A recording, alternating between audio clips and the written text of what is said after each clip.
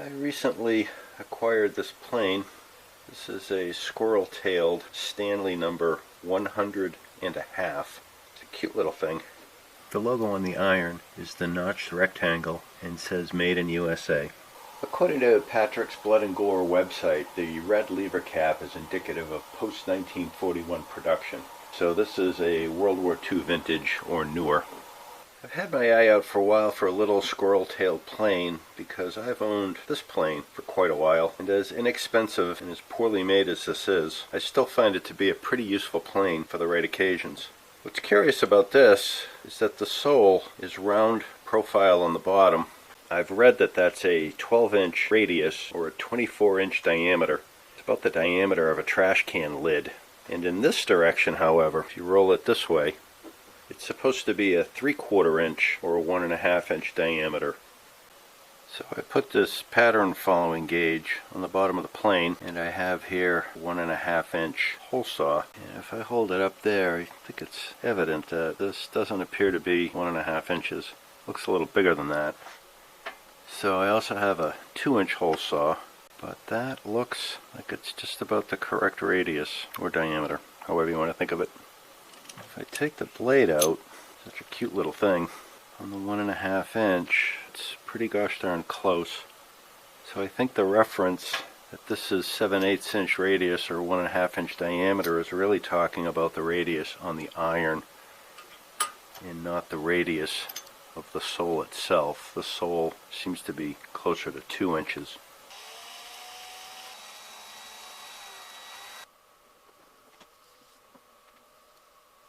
So I'll use this lid as an example of a circle, and when it's perpendicular to the camera it looks circular, and if I tip it like this it forms elliptical, much taller than it is wider, and if I tip it backward then you also see an ellipse. This time it's much wider than it is tall.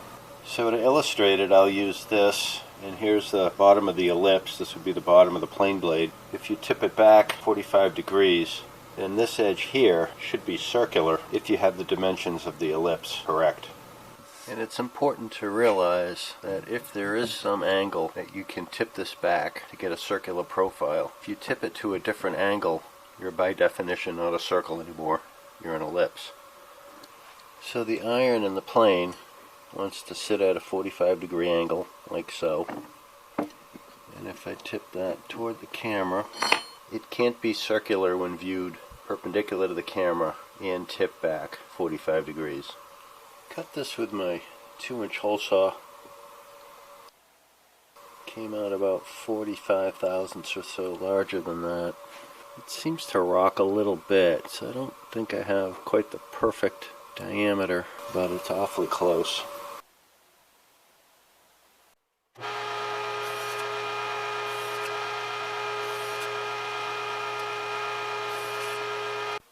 I cut this MDF into 2 groups of small pieces, using about 1/4 of the circle on each piece. One set was wider than the other, and I planned on making 2 pattern blocks, one out of each set. The most critical part of the glue up is to be sure that the edges of the circle line up with each other.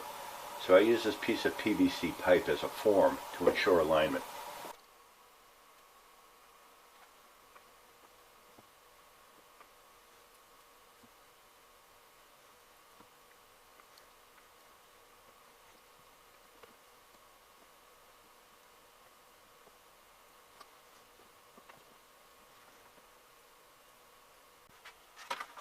I wrapped the sandpaper around the plane and used it as a profile sanding block of sorts to match the curve of the pattern block to that of the plane.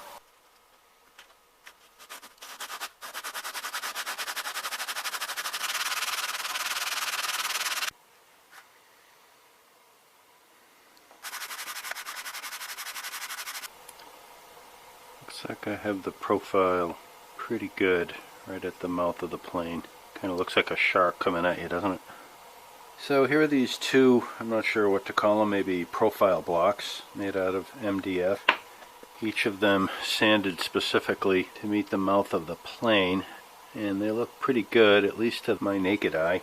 And here's this one. My thought is I'm going to use sandpaper on one of these, probably this guy, and then honing compound on this guy, or And hopefully I'll be able to put an edge on this iron going forward without a huge amount of fuss.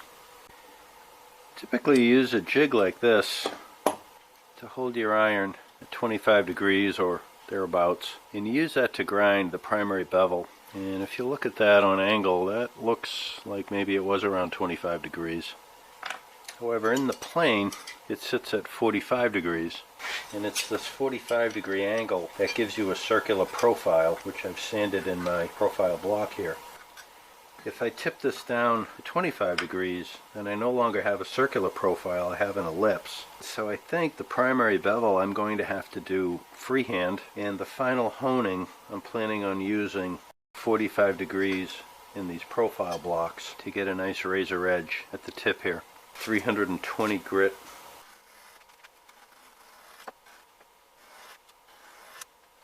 Raising a little bit of a burr.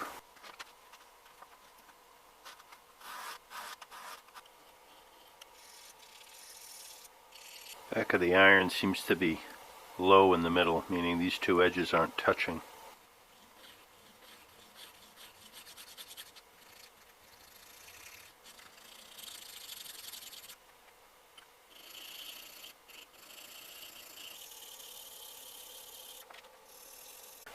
Well, it took some time, but I managed to get most of the back flat. There's a millimeter or two on either side that I just couldn't reach.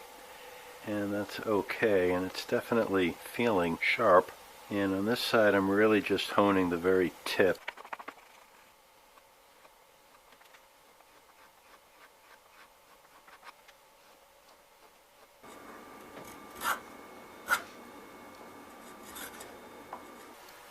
Well, it seems to cut well. It's a little heavy on either side, not quite so heavy in the middle, so I don't think I have the profile perfect. But it is cutting, and it's a little funny to use because you have to tip it at the right angle to get the blade to engage properly, and it'll take a little getting used to, but I do have a little bit of a hollow forming in the board, and it's definitely smooth, so very nice. It's a tap adjustable plane, so it takes a little bit of effort to set it up and get the blade right where you want it. I can't seem to quite get it to the place where I'm getting a nice thin shaving. The shavings are a little heavy, probably a few thousandths each.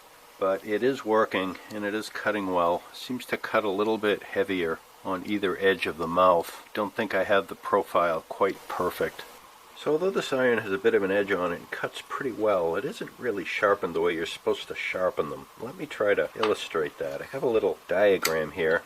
I honed the iron held at 45 degrees, so the profile that I hone here should match that of the plane body.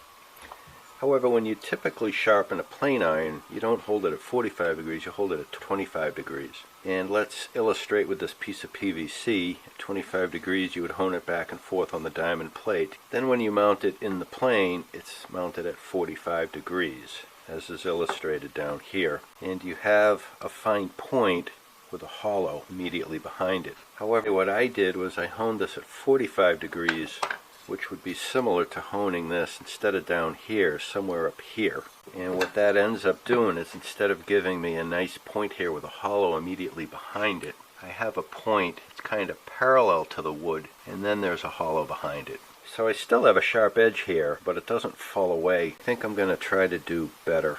So here is my knife sharpener that I did a video on, and I invite you to check that out. By turning this around and raising this part a little higher, I'm able to get higher angles. Zero this out, 25.05. And then if I run this diamond over it,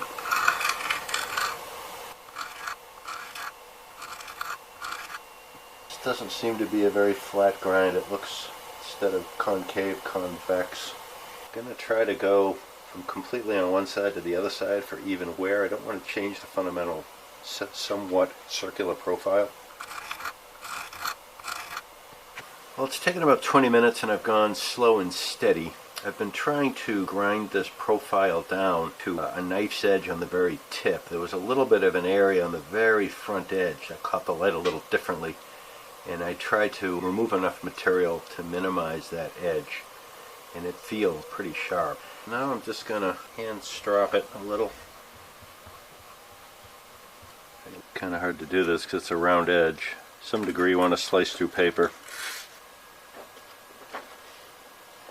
And there's a look at the edge that I put on it. So I've been fiddling with it about another half hour or so. I'd taken a little bit more off of this edge of the iron over here.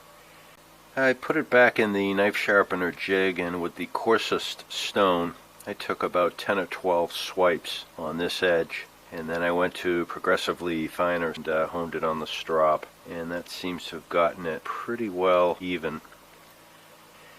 And it's kind of at the point now